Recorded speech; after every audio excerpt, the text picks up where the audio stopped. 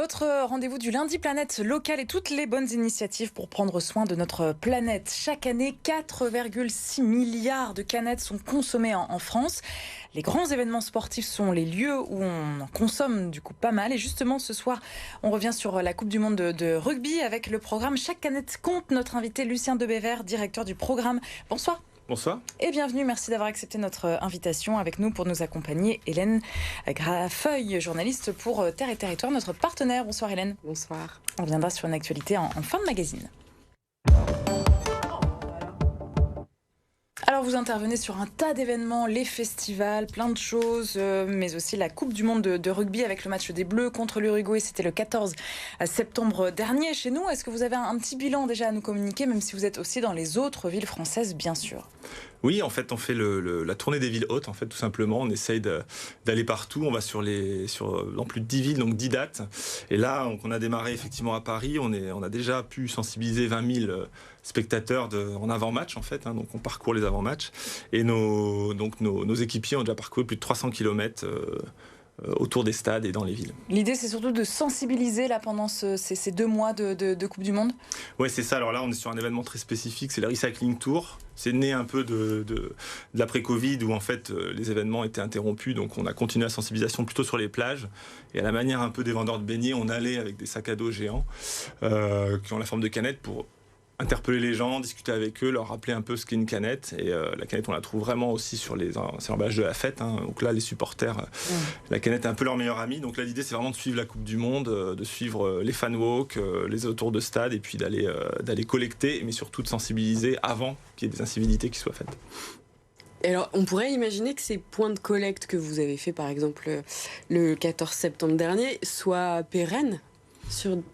Alors nous, on est un programme, en fait, on essaye de sensibiliser sur beaucoup d'événements.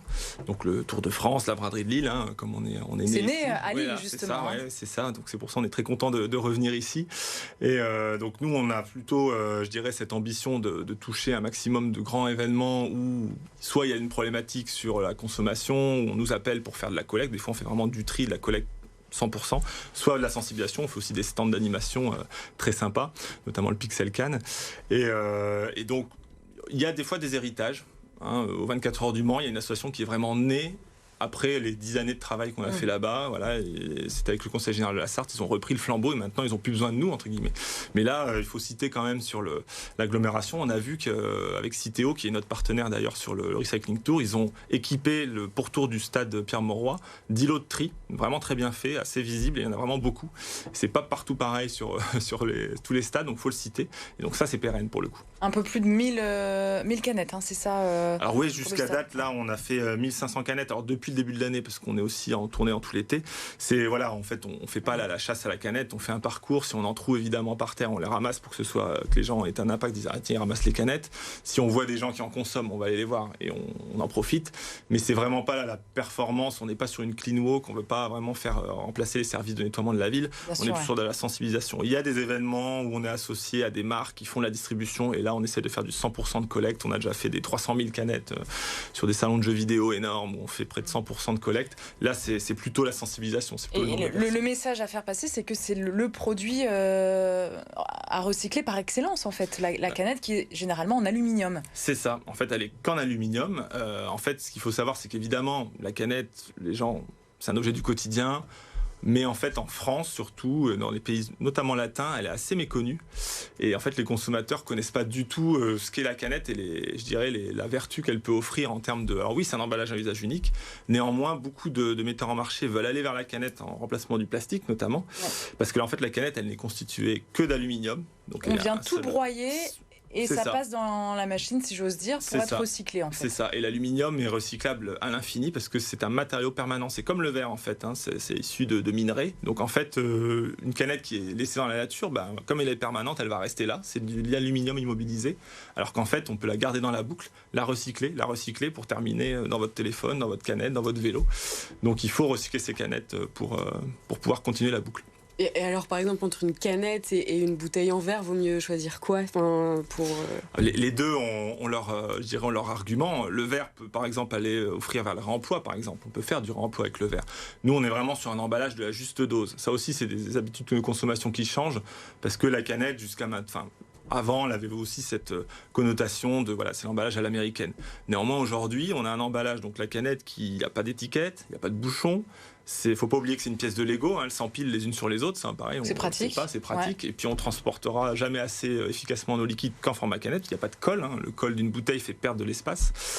Et elle est ultra légère comparée à une bouteille en verre. Hein. C'est quelques grammes. Oui, c'est ce que j'allais dire, la différence, c'est peut-être ça. C'est voilà, quand même plus pratique, déjà, moins lourd. C'est moins lourd. Ouais. Et dans le Dunkerquois, on compte l'un des 3 sites fabricants. Hein, il n'y en a que 3 en fait, dont l'un à Dunkerque. La canette est made in France. Hein, l'emballage, il est fabriqué ici chez nous. Et l'un des plus gros sites de production de canettes est effectivement à Dunkerque, près de Bergue notamment. Vous renvoyez tout à Bergue du coup ou... Non. En fait, la filière, elle est le recyclage de la canette est très facile. Hein, en fait, donc vous prenez les canettes, ce qu'on fait par exemple dans nos backpacks, vous les remettez en centre de tri si ça a besoin d'être trié avec d'autres emballages. C'est compacté, écrasé, et après ça repart dans des fonderies. C'est refondu. Donc il faut imaginer, il y a des vidéos sur Internet qui le montrent très bien. C'est comme une immense soupière. Vous mettez des balles de canettes dedans, c'est refondu, ça redevient ce fameux métal liquide qui est très cinématographique qu'on voit dans plein de films. Et puis en fait, ça peut aller dans différentes applications. Vous refaites des grands lingots, des bobines, et ça repart dans l'automobile. En 60 jours, c'est ça en moyenne ouais, c'est très efficace. Ouais. Si on mettait une caméra sur une canette qui part dans le bac jaune, par exemple, qui part en centre de tri, qui repart de côté l'est de la France où elle peut être fondue, et elle peut effectivement faire ça en 60 jours.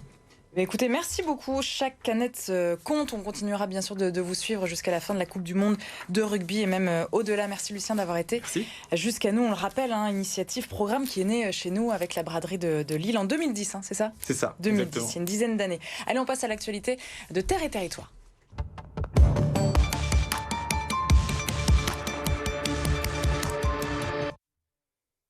Hélène, ce soir, vous revenez sur la colère des jeunes agriculteurs face à la multiplication des vols dans leurs champs. C'est ça. On a été, c'est le syndicat des jeunes agriculteurs qui a poussé un petit coup de gueule la semaine dernière parce que ils constatent depuis plusieurs mois une recrudescence de vols. Alors effectivement, on parle des vols de légumes dans les champs. On peut penser que c'est dû à l'inflation, mais pas forcément, pas que en tout cas, parce que ils expliquent que c'est parfois des vols qui se font en grande quantité, donc ils pensent que c'est revendu sur les marchés, sur le Bon Coin, sur le bord des routes. Ça pose aussi un problème parce que certains légumes, il faut respecter un délai entre le dernier traitement et le moment où on le consomme. Donc voilà, ça on le sait pas toujours, donc c'est pas toujours très bon. En tout cas, c'est un phénomène nouveau. Alors ça fait un moment que ça dure. Enfin, ça a toujours existé en fait. Mais là, il y a vraiment. Ils expliquent qu'il y a une vraie hausse. Et à côté du vol de légumes, il y a aussi le vol de matériel. Donc on peut parler des tracteurs, mais tout ce qui est le matériel GPS qui peut coûter un peu cher. Et certains, ça peut aller jusqu'à 20 000 €. Et il y a aussi le vol de l'argent dans les distributeurs automatiques de produits fermiers. Ah oui, il y en a de plus en plus où on peut se servir, venir acheter nos pommes de terre. Merci beaucoup Hélène, un article à retrouver sur votre site, le site de Terre et Territoire. Merci à tous les deux. On se retrouve demain pour votre magazine Business. On parle entreprise. Comme chaque mardi, nous recevrons la jeune société Lumelio qui produit des panneaux photovoltaïques. Elle est basée près de Douai.